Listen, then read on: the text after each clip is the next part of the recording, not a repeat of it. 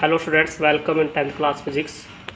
Students, in previous classes we have completed our theory portion, and today we will discuss some questions and numerical problem based on the chapter electricity. तो all of you know that we are discussing unit electricity, और इसके अंदर बेटा हम already ही अपने NCERT questions और theory clear कर चुके हैं। फिर भी कुछ क्वेश्चंस और हम आज लेकर चल रहे हैं।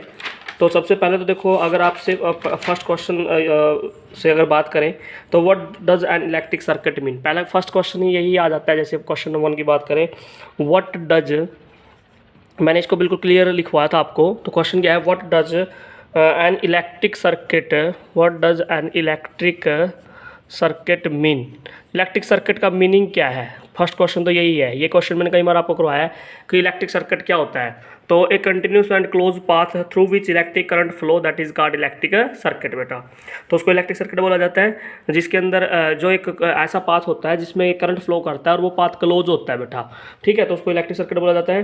What define the unit of current, second question क्या है बेटा, define the unit of current. तो मैंने ये भी आपको अच्छी तरह से डिफाइन किया था, define the unit of current. पहले तो ये बताइए करंट की यूनिट क्या है भाई, एम्पियर है। अरे ऐसा यूनिट क्या है भाई, करंट की यूनिट एम्पियर है ना। तो आई इक्वल टू क्या होता है, क्या वो अपॉन टी तो होता ही है। तो 1 एम्पियर कब होगा, अगर चार्ज 1 कूलम का फ्लो करे कितने टाइम के लिए बेटा, 1 सेकेंड के लिए चार्ज फ्लो करे।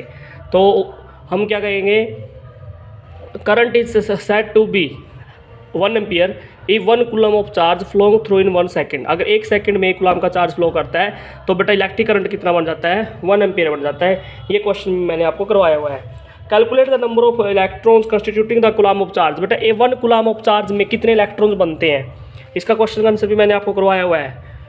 इन 1 coulomb of charge, in 1 coulomb of charge how many electrons बेटा, 6.25 इंटू 10⁻25 इलेक्ट्रॉन्स। क्या यही आता है, नहीं, 10⁻18 इलेक्ट्रॉन्स आता है।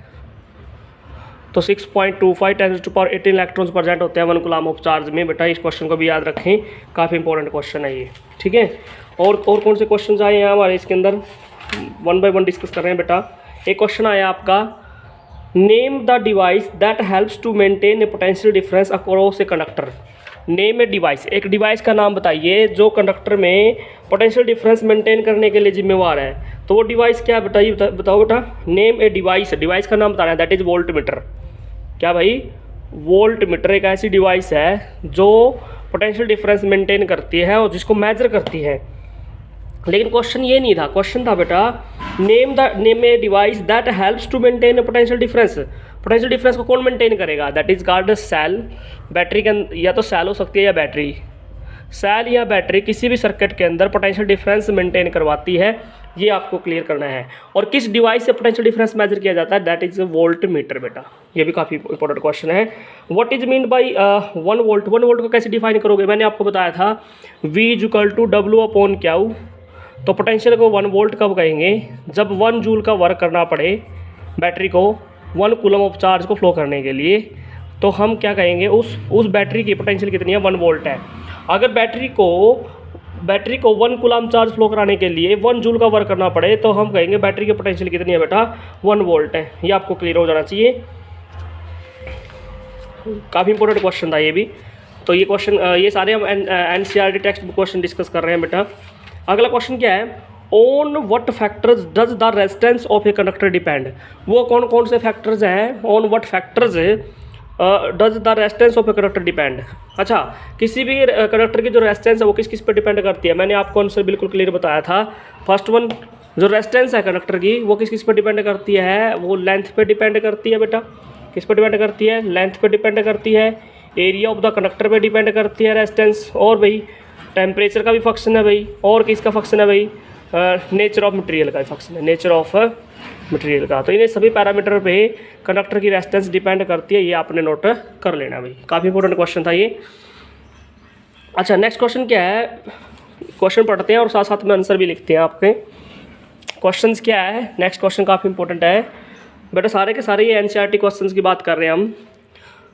Will current flow more easily through a thick wire. अच्छा ओके, आपके पास एक है थिक वायर है और एक आपके पास है थिन वायर। 2 वायर है, thick wire and thin wire same material की बनी हुई है, when connected to the same source, तो किसमें से करंट आसानी से फ्लो करेगा? क्वेश्चन ये क्या कहता है, will current flow more easily through a thick wire और ए थिन वायर? बताओ भाई, थिक वायर से करंट इजीली फ्लो करेगा या थिन वायर से करंट इजीली फ्लो करेगा? तो देखो एक बात तो क्लियर हो गई, ओम्स लॉ से हमें पता है कि जो करंट होता है ना वो वोल्टेज अपॉन रेजिस्टेंस होता है, जिसकी रेजिस्टेंस कम होगी उसमें करंट इजी से फ्लो करेगा, ठीक है। और रेजिस्टेंस कम किसकी होगी? R is equal to rho l by ये हमें पता है। थिक वायर का एरिया क्या है? ज़्यादा भाई, थिक वायर का जो एरिया है ना ज़्यादा होता है, एरिया ज़्यादा है तो रेजिस्टेंस कम होगी, रेजिस्टेंस कम होगी तो करंट ज़्यादा होगा, तो थिक वायर में करंट इजीली फ्लो कर सकता है बेटा, ठीक है। अगला क्वेश्चन काफ़ी इंपॉर्टेंट है, why coils of electric tester and electric iron made of an alloy rather than pure metal? बेटा कहता है कि जो ये इलेक्ट्रिक टेस्टर्स होते हैं, जो हमारे इलेक्ट्रिक टेस्टर्स हैं जैसे, और इलेक्ट्रिक आयरन है, इनकी जो कोइल्स होती है ना, इनकी जो कोइल्स होती है इलेक्ट्रिक आयरन की, इलेक्ट्रिक टेस्टर्स की जो कोइल्स होती है वो अलॉय की बनी होती है। किसकी बनी होती है भाई? अलॉय की, रादर देन मेटल। क्यों? ये जो इलेक्ट्रिक टेस्टर्स की जो कोइल्स होती है वो अलॉय की बनी होती है, मेटल की नहीं। क्यों? क्योंकि बेटा इलेक्ट्रिक टेस्टर और इलेक्ट्रिक आयरन है ना वो हीटिंग इफेक्ट पे काम करते हैं, और अलॉयज की जो रेसिस्टिविटी है वो ज़्यादा होती है, रेजिस्टेंस ज़्यादा होती है, अलॉयज की रेसिस्टिविटी ज़्यादा होती है, तो जितनी ज़्यादा रेजिस्टेंस होगी, रेसिस्टिविटी होगी, उतना ज़्यादा हीट प्रोड्यूस करेंगे, तो इसलिए इनकी जो कोइल्स है ना बेटा अलॉयज की बनाई जाती है, ना कि मेटल की, क्योंकि मेटल की कंपेरिजन में अलॉय का ज़्यादा क्या है बेटा? रेसिस्टिविटी ज़्यादा है, ठीक है। तो ये आपका क्वेश्चन का आंसर था, काफ़ी इंपॉर्टेंट क्वेश्चन था। अगला क्वेश्चन क्या है, एक क्वेश्चन आपका, वो क्वेश्चन का आंसर भी मैं यहीं पे लिख रहा हूँ। इस क्वेश्चन में पूछा है कि एक सिस्टमेटिक डायग्राम ड्रॉ कीजिए। एक डायग्राम आपको ड्रॉ करना है जिसके अंदर बेटा एक बैटरी है 3 सेल की, 2 वोल्ट ईच है, 5 ओम की रेजिस्टेंस लगानी है, 8 ओम की रेजिस्टेंस, 12 ओम की रेजिस्टेंस निकालनी है, एक प्लग की, ऑल कनेक्टेड इन सीरीज। तो बेटा सिस्टमेटिक डायग्राम में क्या होता है, रेजिस्टेंस लगानी है पहले सीरीज में, तो एक रेजिस्टेंस तो ये लगा ली हमने, 5 ओम की ये लगा ली, 8 ओम की ये लगा ली, और 12 ओम की ये लगा ली, तीनों रेजिस्टेंस लगा दी, ओके। उसके बाद क्या कह रहे हैं कि सेल लगाइए 2 वोल्ट ईच, लीजिए ये 3 सेल लगा लिए बेटा, 2 वोल्ट ईच,